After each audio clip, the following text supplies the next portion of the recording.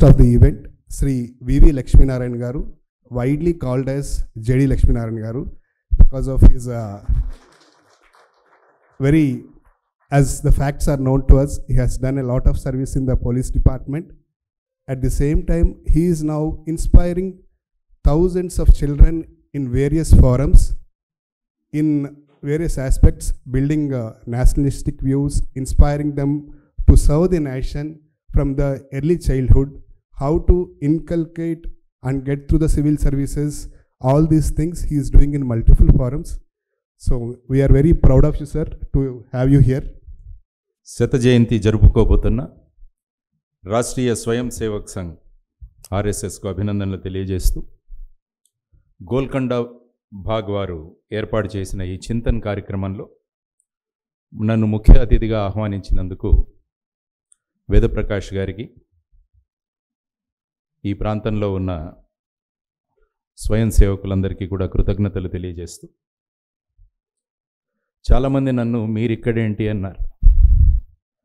Many of the people who met me, they said, "Sir, are you here? How come you are here?" So these are the questions which have been asked. The same question was asked by a politician also to me when I tried to join a party. Because I attended OTC in Secunderabad. I was a chief guest.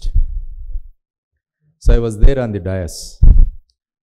Generally, parade, that was a marvelous parade which I could witness there. And generally, being in the police, immediately I asked them, how do I take the salute here? Because generally in police we salute like this, but they said you have to take a salute like that. So I took a salute like this on the stage. Then those photographs have come in the social media. Now also they are there. So that photograph was shown to the politician. They said that, sir, this man is a RSS man. So he attended OTC as a chief guest. So better to be careful before you take him into the party. Then those politicians asked me. Then I said, వ్యక్తి నిర్మాణం ఎక్కడ జరుగుతుందో అక్కడ నేను కూడా ఉంటాను అని చెప్పాను. ఎక్కడైతే వ్యక్తి నిర్మాణం జరుగుతుందో ఆ ప్రాంతాల్లో నేను ఖచ్చితంగా ఉంటాను. ఆ దృష్టిలో నేను స్వయం సేవకుడిని అని ఆయనకు చెప్పడం జరిగింది. సో ఆ విధంగా సమాజంలో ఒక మార్పు కోసం వ్యక్తి శీలము, వ్యక్తి సౌశీల్యము, వ్యక్తి నిర్మాణం ద్వారా దేశ నిర్మాణం చేయాలన్న ఒక అద్భుతమైన సంకల్పనతో 1925వ సంవత్సరంలో డాక్టర్ కేశవ్ బలిరామ్ హెడ్గేవార్ గారు నాగ్పూర్లో ఈ సంస్థను స్థాపించి లక్షలాది మంది స్వయం సేవకులను దేశానికి అందించారు.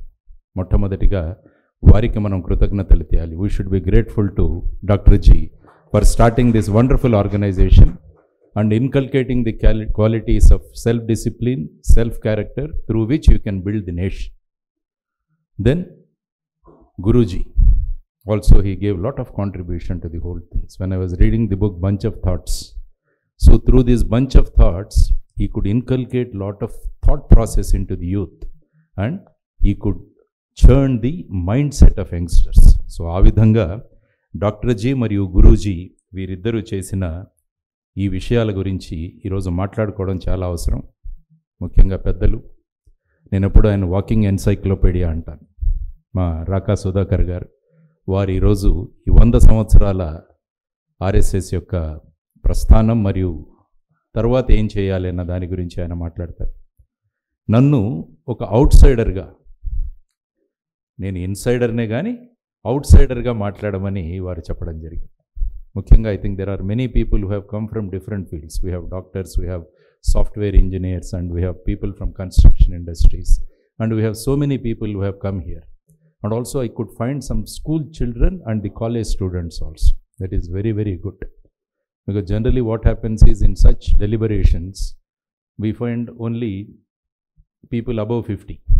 But here I could see some college students also and school students also. So I request all the parents to take the children wherever you go.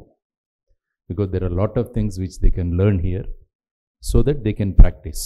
We need to introduce them to good ideas and good processes so that they can inculcate and they can continue the things. So ఆ విధంగా ఒక చిన్న పిల్లవాడిగా నేను సంఘ్ యొక్క activities శాఖలు చూసేవాళ్ళం. మేము శ్రీశైలంలో చదివాను నేను. ఆ సమయంలో శాఖ నడిచేది అక్కడ. చెట్టు కింద ఒక జెండా పెట్టి వాళ్ళందరూ వచ్చి కవాతు తర్వాత చర్చలు జరుపుతుండేవాళ్ళు. మేము చిన్నపిల్లలుగా దూరం నుంచి చూసేవాళ్ళం ఇవన్నీ కూడా. అప్పటి నుంచి సంఘం గురించి ఒక ఇంట్రెస్ట్ అన్నది డెవలప్ అయింది. ఈ విధంగా తరువాత విజయదశమి రోజున సంచలనం ఏదైతే ఉంటుందో అది కూడా చాలా కన్నుల పండుగగా ఉంటుంది. ఆ తర్వాత ముఖ్యంగా సంఘ గురించి తెలుసుకోవాలన్న నాకు మహారాష్ట్రకే నాకు ఆర్డర్ వచ్చింది. So I was allotted to the Maharashtra order. So where I could interact with so many people. Nagpur కావచ్చు, లేకుంటే మిగతా ప్రాంతాలు కావచ్చు. ఆ ప్రాంతాల్లో కూడా నా పోలీసు డ్యూటీలలో కూడా నాకు సపోర్ట్ చేసిన వాళ్ళు, ఫీల్డ్ లెవెల్ నుంచి కరెక్ట్ ఇన్ఫర్మేషన్ ఇచ్చేవాళ్ళ గురించి నేను ఎప్పుడు కూడా స్వయం సేవకు దగ్గర నుంచే నేను ఇన్ఫర్మేషన్ తీసుకున్నాను. ఎందుకంటే ఖచ్చితమైన ఇన్ఫర్మేషన్ వారి దగ్గర నుంచి నాకు దొరికేది. సో ఆ విధంగా సంఘతో నా పరిచయం అన్నది బాల్య దశలో మా ఊరి నుంచి ప్రారంభమై తర్వాత నా కెరియర్లో కూడా అనేక మంది గొప్పవాళ్లతో పరిచయం చేసుకునే అవకాశం దొరికింది. ఆ అనుభవాలన్నీ కూడా ఇప్పుడు ఉన్న నా మిత్రులు కూడా చాలామంది స్వయం సేవకులు మరియు సంఘలో ఉన్నవారు. సో వారి గురించి నా ఆలోచన విధానాన్ని కూడా మార్చుకోవడానికి అది చాలా ఉపయోగపడుతుంది. మొన్న నరేంద్ర మోడీ గారు మాట్లాడుతూ స్వాతంత్ర దిన సందర్భంగా independence స్పీచ్లో at 81st minute he mentioned about the greatness of RSS. ఆయన స్పష్టంగా కొన్ని విషయాలు చెప్పారు. ఆయన ఏమన్నారంటే he talked about the attributes of RSS. RSS యొక్క ప్రధానమైన విషయాలు ఏంటని ఆయన చెబుతూ, ఫస్ట్ ఈజ్ సేవ, that is service. Second one is Samarpan, that is dedication. Third one he said is about Sangathan, that is organization. And finally he said apratim anushasan, that is unflinching discipline. So these are the four qualities or the attributes of RSS. And in the history of India, the role played by RSS would be written in golden letters. That is what the Prime Minister has said about this. And all these attributes, he said, finally have resulted in Rashtra Nirman, that is nation building. So ఆ విధంగా మనం చూసుకుంటూ వెళ్ళగలిగితే RSS యొక్క contribution ఏంటి అన్నది మనకు తెలుస్తుంది. ప్రస్తుతం మీరు చూస్తే అనేక దేశాలలో గొడవలు జరుగుతున్నాయి. మనుషుల దగ్గర నుంచి దూరం అయిపోతున్నారు. మనిషి మెటీరియలిస్టిక్గా మారుతున్నాడు. People are becoming materialistic and people are moving up away from each other. Man is becoming more selfish of the late. And also there are so many disturbances in many countries. So వీటన్నిటినీ గనుక మనం ఆపగలగాలి అంటే నా ఉద్దేశంలో వచ్చే 100 సంవత్సరాల RSS ప్రయాణంలో RSS శాఖలు అన్ని దేశాల్లో ఉండాలన్నది నేను ఇక్కడ ప్రతిపాదిస్తున్న ఒక విషయం. We should go beyond the boundaries. మన దేశాల నుంచి ఉన్నాయి, చాలా చోట్ల ఉన్నారు, కానీ ఒక ఆర్గనైజ్డ్ వ్యవస్థగా. ఎందుకంటే ఎన్సిసి ట్రైనింగ్ తీసుకున్న వాళ్ళు ఎలా ఉంటారు, ఆ తర్వాత అదేవిధంగా ఆర్ఎస్ఎస్ ట్రైనింగ్ కనుక మనం ఇవ్వగలిగితే అన్ని చోట్ల ఈ విధమైన విషయాలు, ఈ విధమైన వ్యక్తిగత దూరాలన్నీ కూడా దగ్గర అవుతాయని నేను అనుకుంటాను. అందువల్ల ఈ ఇంటలెక్చువల్ ట్రైనింగ్ అన్నది చాలా అవసరం. ఎందుకంటే ఒక మనిషికి శారీరంగా ఎంత ట్రైనింగ్ ఇచ్చినా, అతని చేతికి ఒక గన్ ఇచ్చినా కూడా దేశభక్తి రాదు ఆ వ్యక్తిలో. కావాల్సింది వ్యక్తి నిర్మాణం. వ్యక్తి నిర్మాణం అన్నది చాలా అవసరం. అందువల్ల వ్యక్తి నిర్మాణంతో గనుక ఇది మనం చేయగలిగితే ఆ వ్యక్తి సెల్ఫ్ డిఫెన్స్తో పాటు నేషనల్ డిఫెన్స్ కూడా చేయగలడు అన్నది ప్రధానమైన ఉద్దేశం. కాబట్టి ఈ విధమైన స్వయం సేవకులకు ఇచ్చే ట్రైనింగ్ ఏదైతే ఉంటుందో అదన్నీ కూడా ఇవ్వాలని నేను ఎప్పుడు కూడా వింటాను. తర్వాత నేను యవత్మాల్ అనే ప్రాంతంలో పనిచేసేవాడిని. In Maharashtra I started my career as assistant superintendent of police from a place called Yavatmal, close to the Adilabad. So I met so many ABVP full-time workers there. So for the first time I met two individuals who are highly educated and they are full-time ABVP workers.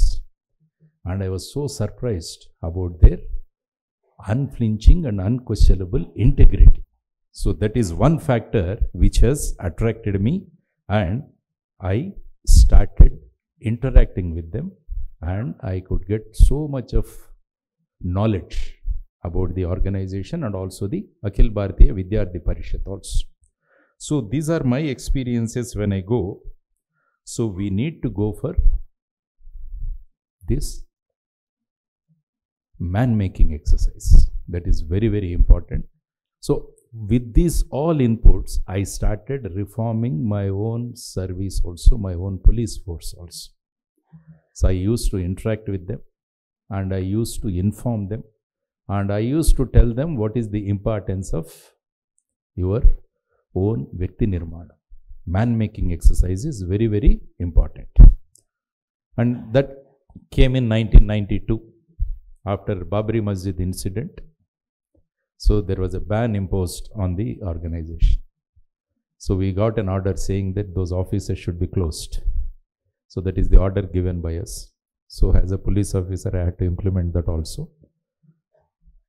But very hesitatingly I have implemented. So I tried to convince my people that such type of organization should not be closed. Because so many times this action has been taken, but in all the judicial proceedings which subsequently went on, so nobody could sustain or nobody could put any blame on the organization. So that is the greatness of the RSS which I have observed there. So ee vidhanga మనం చూసుకుంటూ పోతుంటే తరువాత I came to CBI, where I dealt in with a lot of corruption cases. చాలా అవినీతి కేసెస్ని చూడాల్సిన ఒక రకంగా దౌర్భాగ్యం అని అనుకోవచ్చు నేను ఎప్పుడు కూడా. ఎందుకంటే అవినీతి ఉండకూడదు అనుకున్న మన ఆశయాలు ఏవైతే ఉన్నాయో అవినీతిని ఈ విధంగా చేస్తున్న వారి గురించి కొన్ని అనుభవాలను సిబిఐలో నేను తీసుకున్నాను. ఆ తర్వాత మొత్తం ప్రపంచ దేశాలు చూసినా కూడా అవినీతితో ఎంతోమంది ప్రపంచ నాయకులు వాళ్ళ పోస్టులను వదిలేస్తున్నారు. మొన్నే చూసుకుంటే కొన్ని మన ఈశాన్య ప్రాంతాలు అంటే సౌత్ ఈస్టర్న్ ఏషియా కంట్రీస్లో కానీ, మొన్నే ఇంటర్నల్ క్లాష్తో ఈవెన్ జపనీస్ ప్రైమ్ మినిస్టర్ కూడా ఆయన రిజైన్ చేయాల్సి వచ్చింది. ఇలా కరప్షన్ కేసెస్ ఎదుర్కొంటున్న అనేక మంది నాయకులని మనం చూస్తున్నాం. కానీ 30 సంవత్సరాల ప్రత్యక్ష రాజకీయ జీవితంలో అవినీతి అన్న ఒక మాట కూడా మాట్లాడే నాయకులు ఎవరైనా ప్రపంచంలో ఉన్నారా అని ఒక చూస్తే ఒక స్వయం సేవక్ మనకు కనిపిస్తున్నారు మన దేశం. అది మనమంతా కూడా గర్వించాల్సిన విషయం.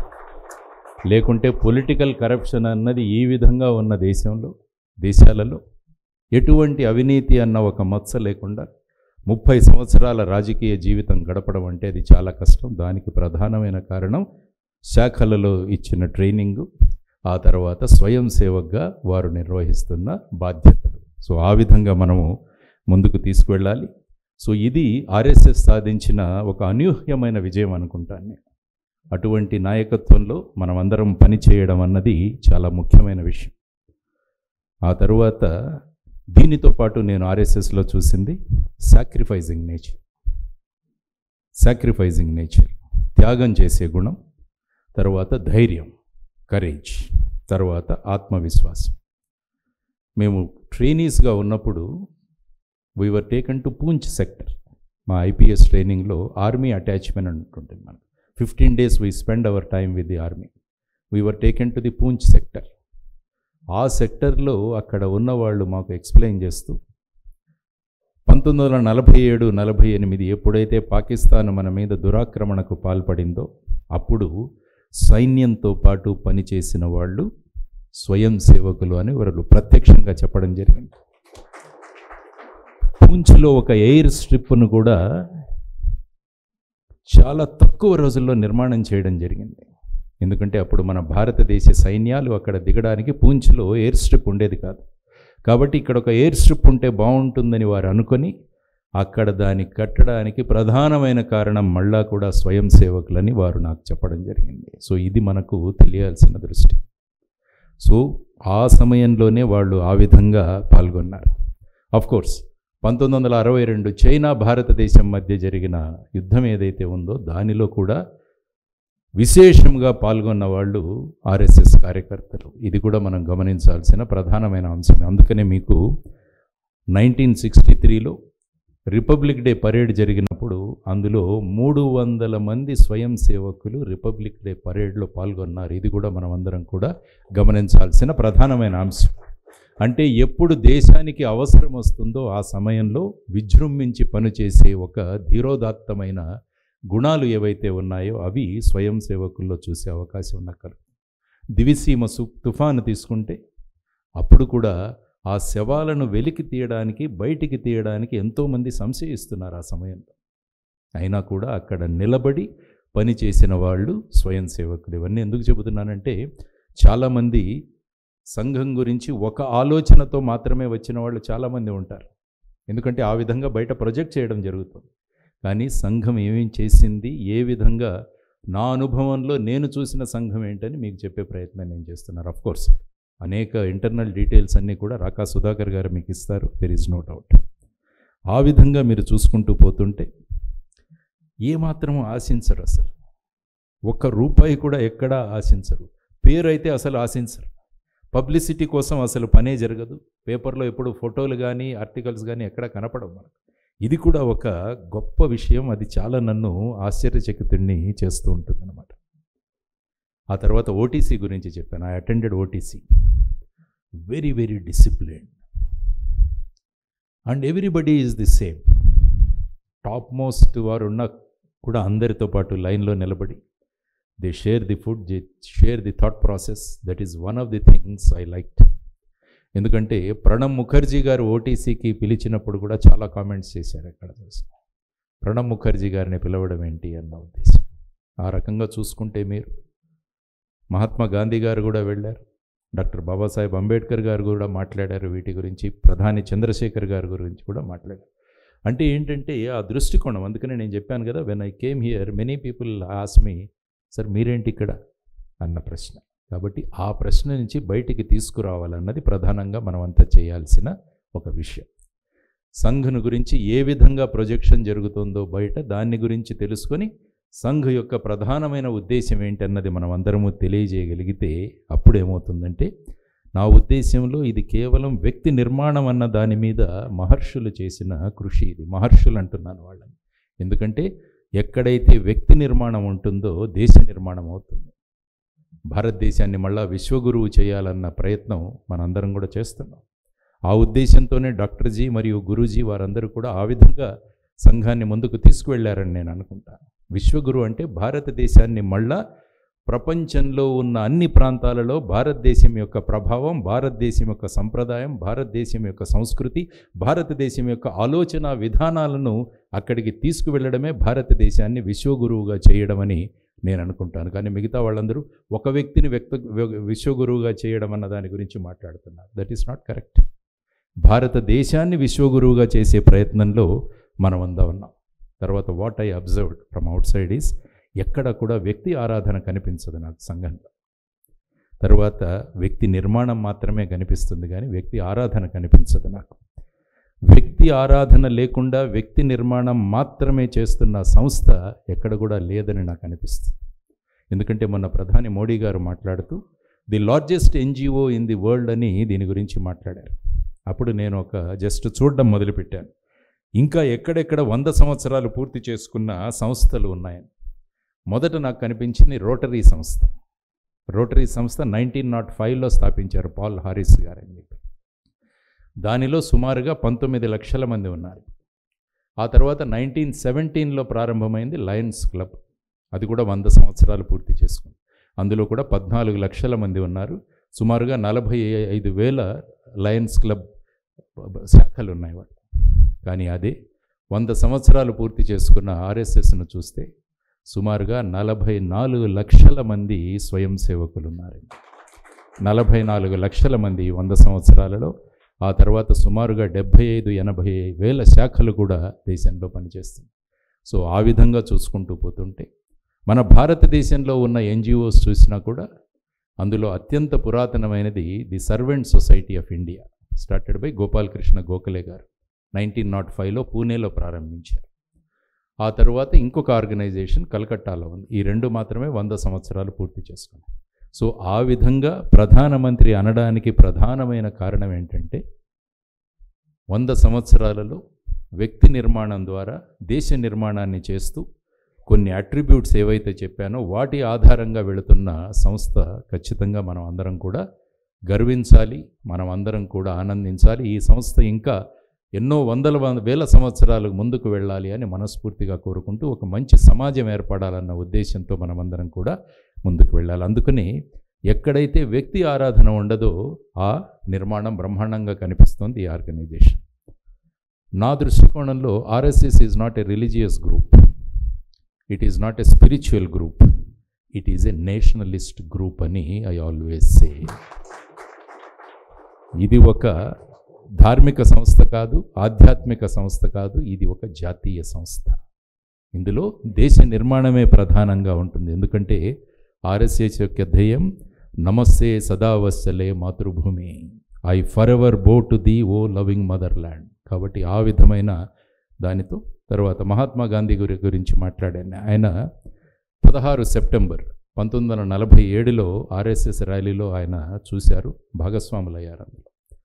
When I visited the RSS camp, I was very much impressed by your discipline and the complete absence of untouchability. So these are the comments by Mahatma Gandhi. Baba Sahib Ambedkar in Pune camp in May 1939, he said, I am surprised to find Swayam Sevak moving about in absolute equality and brotherhood without even caring to know the caste of the others. This is Dr. Baba Sahib Ambedkar said. Why I am telling all these things is especially to the youngsters. Because people try to project this organization in a particular way to you, but there is more meaning to it. There is so much of depth is there in the organization.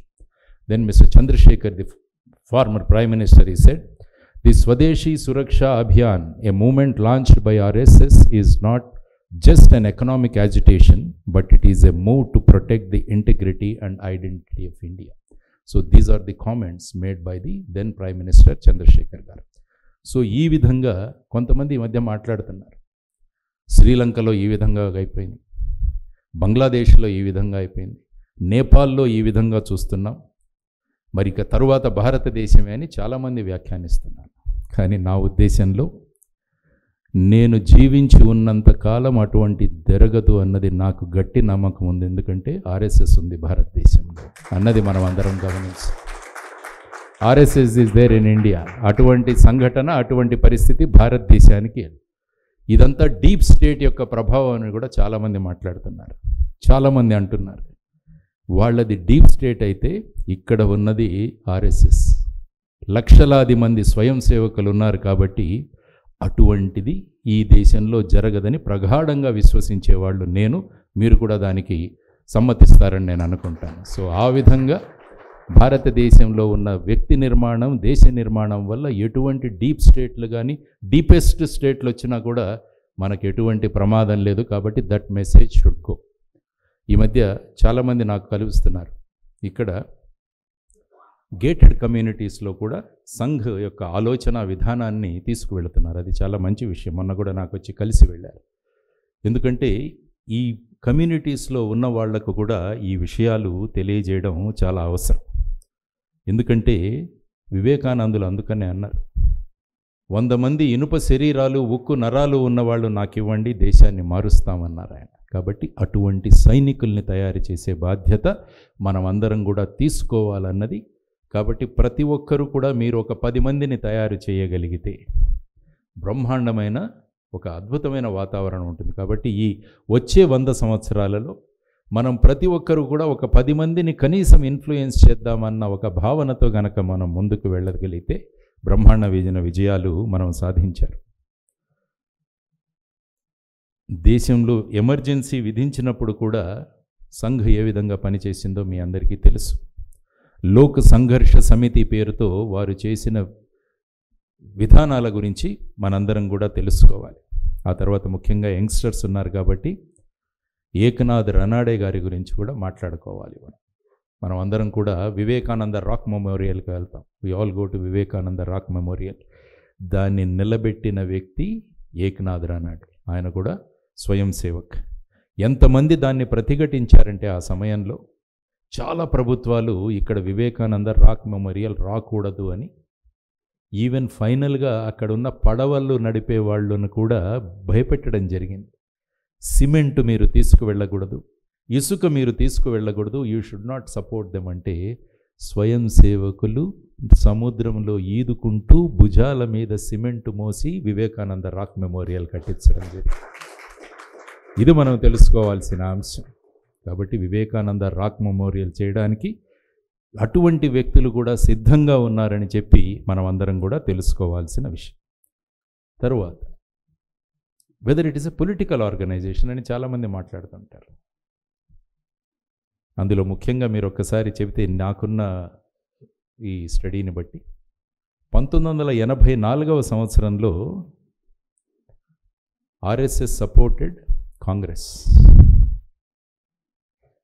ఒక కొత్త వ్యక్తి, ఒక youngster దేశాన్ని క్లిష్ట పరిస్థితిలో ముందుకు తీసుకువెళ్ళడానికి వస్తున్నాడని చెప్పి రాజీవ్ గాంధీని చూసి ఆ రోజు 1984లో అంత మెజారిటీతో రావడానికి ప్రధానమైన కారణం ఇది. కాబట్టి RSS is not a political organisation according to me. దాన్నే KS Sudarshan garu, who later on become the Sar Sanchalak, ఆయన ఏమన్నారంటే all political parties are equal in the eyes of RSS as long as they serve the broad RSS agenda of cultural nationalism, swadeshi and Hindu renaissance. కాబట్టి అటువంటి విధంగా ఆలోచనలు ఉన్న వ్యక్తులు ఎవరైనా ఉంటే మేము ఎప్పుడూ కూడా it's not a political organisation అని సుదర్శన్ గారు కూడా చెప్పడం జరిగింది. సో ఆ విధంగా నాకున్న కొన్ని అనుభవాలు, నాకున్న కొన్ని విషయాలు మీకు చెప్పే ప్రయత్నం చేశాను. ఇంకొక ఆఖరి విషయం చెప్పి నేను ముగిస్తాను. సంఘ్ గొప్పతనం నేను చూసింది యాజ్ అన్ అవుట్ సైడర్, ఆలోచన నుంచి ఎప్పుడూ మారలేదు. ఆలోచన పరంపర అలాగే ఉంది. Thought process remain the same, but they have change their dress 2-3 times. 2-3 సార్లు వేషం అయితే మార్చాం మనం. ఎందుకంటే మిలిటరీ డ్రెస్ వేసుకోవడానికి అబ్జెక్షన్ చెప్పినప్పుడు నిక్కర్లలోకి వచ్చారు. వీళ్ళందరినీ నిక్కర్ధారీలో అని కూడా అనేవాళ్ళు దేశం. ఆ తర్వాత అలా మనడు పెడితే ప్యాంటు వేసుకున్నారు. దీనికి కూడా అభ్యంతరం పెడితే సామాన్య వేషంలో ఉంటారు. ఎందుకంటే ఆలోచనల మీద ఆధారపడిన వాళ్ళకి వేషభూష పెద్ద గొప్ప ఇంపార్టెన్స్ కాదు. అది కూడా మనం సంఘ్ నుంచి నేర్చుకోవాల్సిన విషయం. వేష్ బదిలేంగే పర్ సోచ్ నహీ బదిలేంగే, that is the concept of Rashtriya Swayam Sevak Sangh. So ఆ విధంగా కారణం ఏంటంటే వేషభాష ప్రాముఖ్యం కాదు, మానసిక జాతీయత ముఖ్యం అన్నది నేను సంఘ్ నుంచి తెలుసుకున్న విషయం. ఇది యూనిఫామ్తో కూడిన అధికారం కాదు. మేమంతా కూడా యూనిఫామ్లో వేసుకునే అధికారం నడిపినవాడు.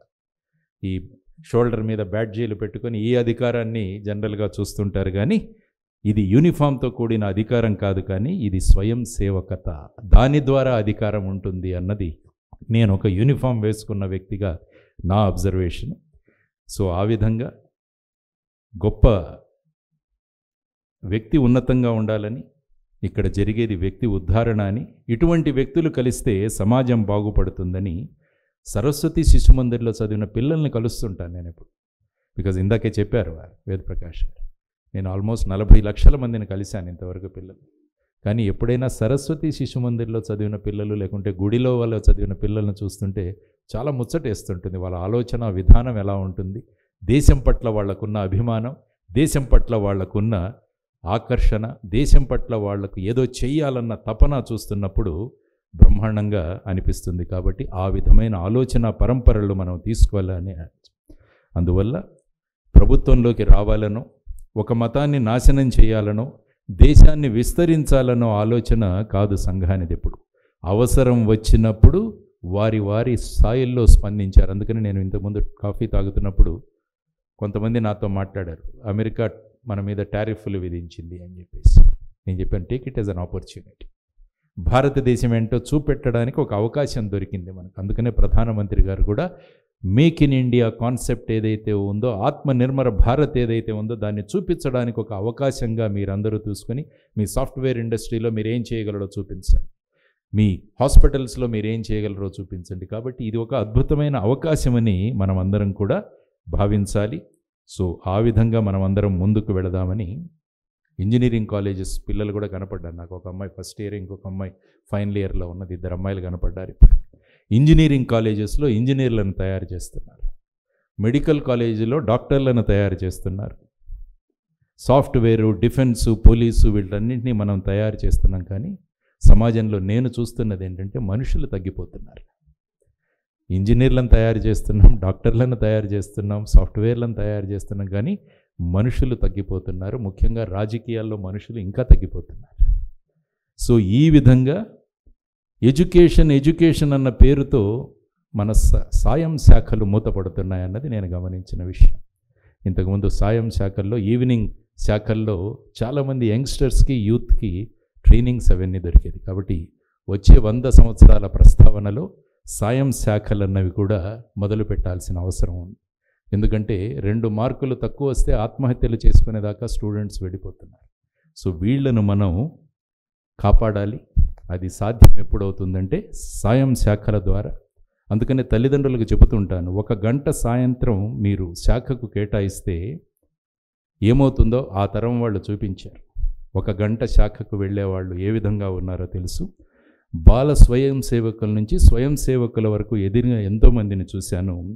వాళ్ళ ఇంపీచబుల్ ఇంటెగ్రిటీ ఆర్ ఇంపెకబుల్ ఇంటెగ్రిటీ దీనికి కారణం. కాబట్టి తల్లిదండ్రులకు నేను ముఖ్యంగా చెబుతున్నది, మీ పిల్లల్ని వ్యక్తిత్వ వికాస తరగతులకు కాదు, 1 గంటకు శాఖకు పంపించండి అని తల్లిదండ్రులను నేను కోరుతున్నాను. సడన్గా పర్సనాలిటీ డెవలప్మెంట్ కేంద్రాలకు మనం పంపించేస్తాం, లెక్చర్స్ ఇమ్మంటుంటారు మమ్మల్ని. పర్సనాలిటీ డెవలప్మెంట్ శాఖ కాదు, 1 గంట శాఖకు పంపిస్తే తెలుస్తుంది. ఆ తర్వాత ఎందుకంటే ముఖ్యంగా దీన్ని ఎందుకు మాట్లాడుతున్నానంటే, మొన్న ఒక తాతను వాళ్ళ మనవడు 72 సార్లు కత్తితో పొడిచి చంపేశాడు. ఫేమస్ ఇండస్ట్రియలిస్ట్ మనకు హైదరాబాద్లో.